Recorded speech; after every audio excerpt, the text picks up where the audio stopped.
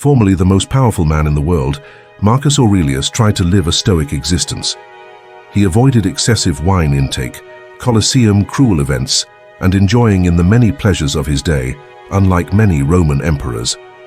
Marcus Aurelius was driven by the desire to fulfill Fortune's mission of serving humanity, so he was deeply committed to realizing his purpose.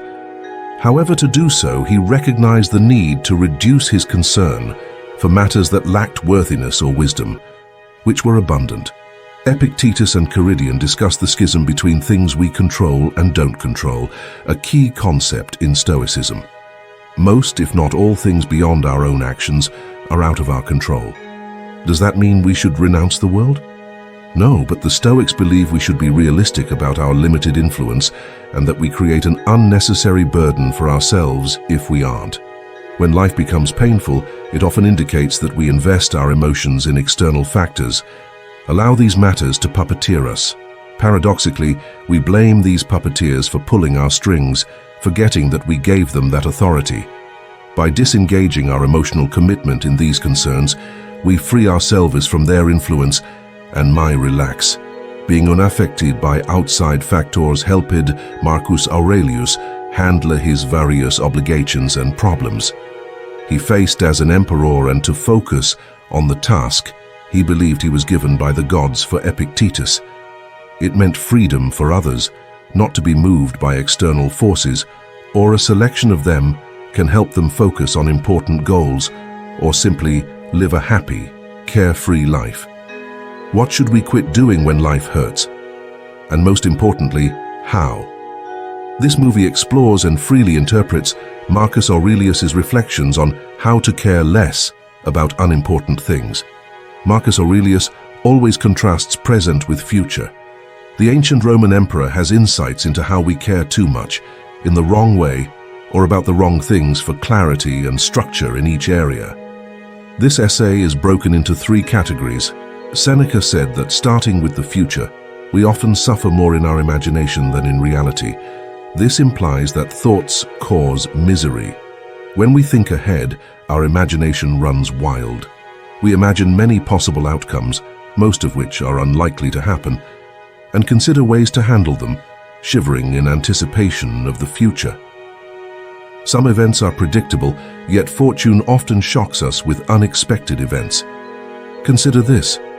We may have spent years preparing and saving for a well-deserved retirement, only to be diagnosed with a catastrophic cancer diagnosis that gives us months to live.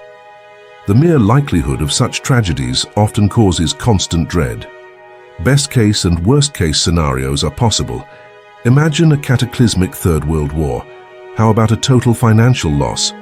These catastrophic repercussions are possible, but as long as they don't materialize now, we can't cope with them. We only think of them. Future worries us simply because we think about it, as it does not exist outside the mind.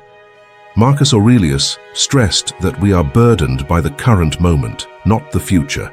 Our present treatment of the future causes our sorrow, not the future itself. Future occurrences cause present distress. Ironically, the future is already present when we encounter it.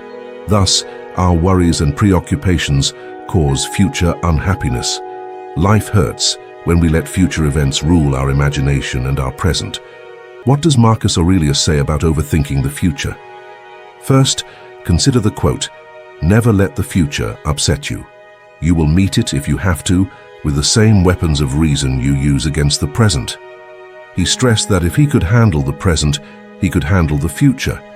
He recommended against seeing all the possibilities. Worst-case scenarios urge emphasis on the present. When he focused on the present, he understood he could handle it. Why couldn't he handle the future? This attitude resembles love. Fati, the sweetheart of fate, gains confidence that she will survive. The past, Marcus Aurelius remembered how quickly life fades and dissolves in the limitless. We can't change the past unless we create the time machine. Man lives only in the moment, said Marcus Aurelius. In this moment, his life is either over or unknown. Thus, man's life is short and his home is narrow despite the narrowness of our existence, which only exists in the present. We're often preoccupied with these outside locations that can't enter the future or past. Marcus Aurelius said the past is meaningless and indifferent. Past events influence the present and can be learned from. It's only that we can't work with the past since it's out of reach, and our memories are often muddled, and techniques to verify what happened are restricted. We rely on personal memories and diverse perceptions of ourselves or others. So the past is not just out of reach. Our memory of it is likely wrong, but we often repeat old events in our minds, experiencing the misery they caused us. Some think we may change the past by contemplating it, but this is a deception. The past is irretrievable and beyond our control. All we have left is to regulate our thoughts about something that has vanished forever. Many people say, "I wish I could have handled something better," but such wishes are impossible. These thoughts just arouse unfulfilled wants, delivering no positive gain instead of focusing on past occurrences. Marcus Aurelius focused on his response. We can't change past or present circumstances, but we can change how we react to them. Marcus Aurelius believed that how we endure traumatic childhoods, broken friendships, and unsuccessful economic ventures is more significant than the events themselves. He said, "It's unfortunate, but I'm lucky I wasn't hurt. Not broken by the present or afraid of the future. It might have occurred to anyone, but not everyone would have been uninjured. Why label one a disaster and the other lucky? Can you call something a misfortune that doesn't violate human nature? Or can something that's not against nature's will violate it because you know its will and what happened? Prevent you from doing justice, generosity, self-control, sanity, prudence, honesty, humility, straightforwardness, and other traits that let a person's personality shine." Marcus Aurelius saw the past as a source of learning. He felt that by studying historical patterns and rhythms and how events ebb and flow, often repeating, we might better predict and prepare for the future. This perspective lets us extrapolate from the past to predict contemporary events. Marcus Aurelius often says that we only have access to the present moment, music. It allows us to see the infinite past and incomprehensible future. Marcus Aurelius focused on the now and what he could control. Even when we let go of the past and the future, we often worry too much about unimportant things. Matters unfolding before our eyes at this very moment, we often feel discontent with life in the here and now, and when events deviate from our desires, we often succumb to emotions like anger, sadness, or despair. But Marcus Aurelius says it's pointless. What happens in the world is beyond of our control, but we get upset when we don't like what's occurring or don't receive what we want.